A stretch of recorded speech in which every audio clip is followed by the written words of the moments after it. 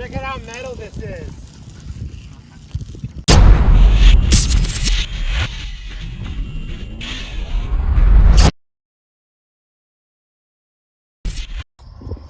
So today we are post barbecue and we have a bunch of bones and fat left over from the pig.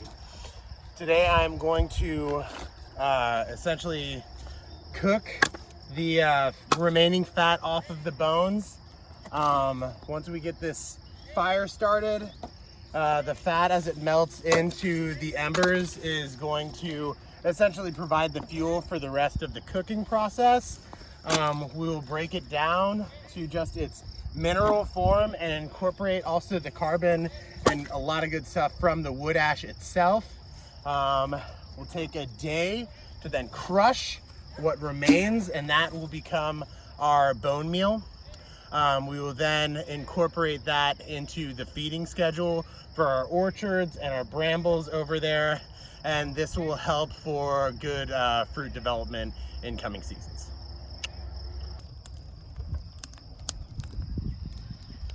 So in tip-to-tail philosophy, you should really use all parts of the animal.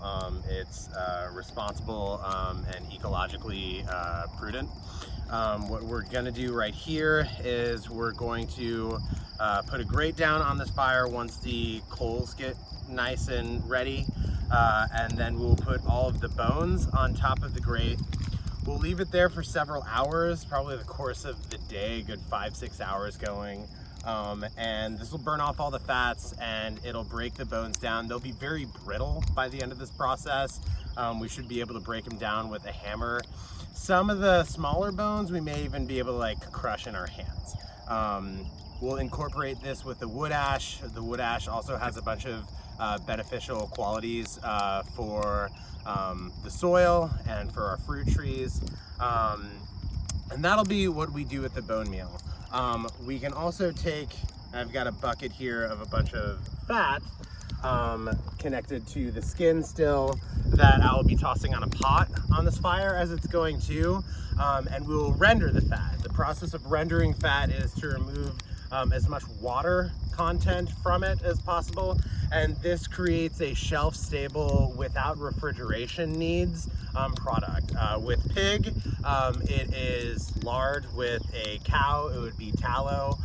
Tallow is a more stiff fat, which we would be able to use for things like candle making. The lard we'd be able to use in combination with beeswax.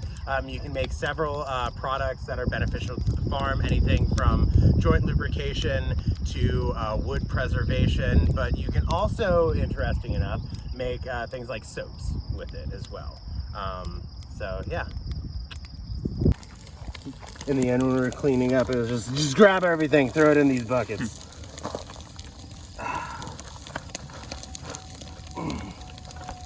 This is the spine.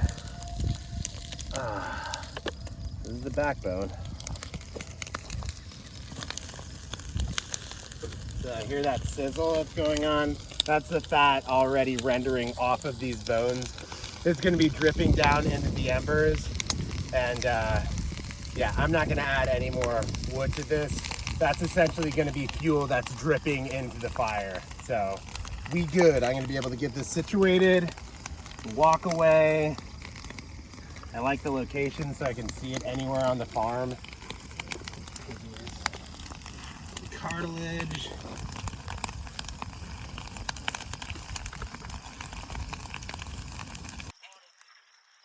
So at this point, it's only been a few hours and the bones are pretty, I mean, look at how they break apart.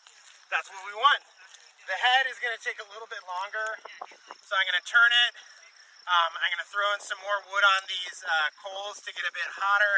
I'm gonna toss on this pot, and then we're gonna get to rendering the fat for the rest of the day. So we'll be done in a couple of hours.